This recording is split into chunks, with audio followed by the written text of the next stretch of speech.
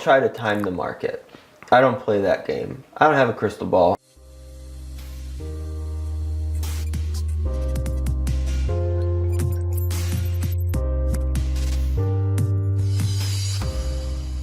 You host the world's longest running daily real estate podcast. In 2015, May of 2015, you interviewed Robert Kiyosaki, author of Rich Dad, Poor Dad. He said, quote, "Today, anyone in apartment houses looks like a genius, and that's why I'm not in them anymore. And I know you're," talking about you, "building apartment houses and all this, but I think there's a bubble in apartment houses, so I'm very cautious." How did you feel when he said that to you? Did it make you second guess? Yeah, at the time. How did I feel? I had a neutral feeling. I didn't have a feeling one way or the other. Okay. It was just, that's what he said at the time, and that's what he thought at the time. You didn't, oh, if Robert Kiyosaki saying this, maybe I should change up my strategy, or? No, because I don't try to time the market. I don't play that game. I don't have a crystal ball. I don't know what tomorrow's going to hold. All I know is how to buy the right way. And the right way is adhering to 3 fundamentals.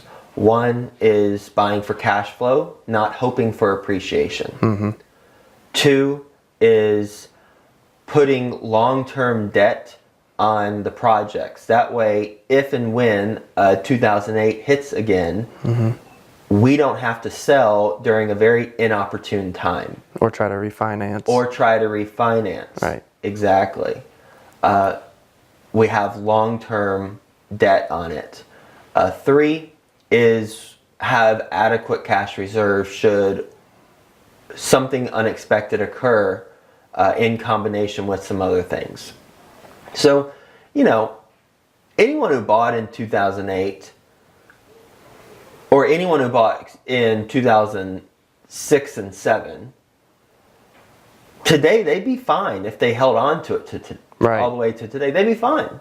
The problem happened when people were losing money from a cash flow standpoint, because there was no cash flow when 2008 hit, and then they go to sell it. There's no market for it. They go to finance it. They can get interest rates that are really high, relatively speaking, or they just can't get financing. Or something occurred where maybe a boiler went out and they also lost their job at the same time, so they don't have extra money to pay for the boiler. Those are the only 3 reasons why people got in trouble. Maybe a combination of those 3. That's it. So I don't try to time markets. I don't have a clue what's going to happen. There are indicating factors for what I think will happen, but I don't know. Yeah. Ultimately, we buy for cash flow. We force appreciation through renovations of the projects. So absolutely, we're value-add investors where we put money into the projects to increase the value. But we don't buy a property and cross our fingers and say, I hope the market continues to go up. We don't do it. No. We buy a property that currently makes money from day one. We add value to that property, and then that, by definition, how value is created with apartment communities, how they're evaluated based on valuation, that increases the value because we're increasing the NOI, the net operating income. So, people have predictions, people make, and Robert Kiyosaki's book, Rich Dad, Poor Dad, was fundamental in me starting out as a real estate investor. You and 80% of... Absolutely. Absolutely. But, I've interviewed economists on my podcast. I've interviewed Robert Kiyosaki, a bunch of others. Well, thousands of other people. And I was talking to an economist one time on the show, and she went through predictions, and she said, you should sell right now. The market's getting real hot.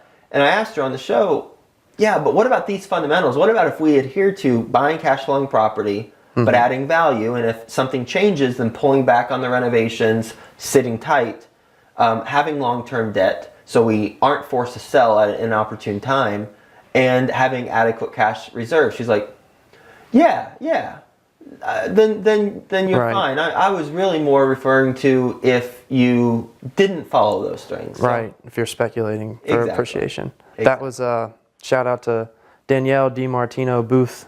That was who you were talking to. Interview? Okay, yeah. There you go. It went live yesterday. Oh, cool. Well, that's how we know. Yeah. If you guys are watching this on YouTube, please like and subscribe. If you want to get tips to your inbox every week, you can sign up for our newsletter at bestevernewsletter.com.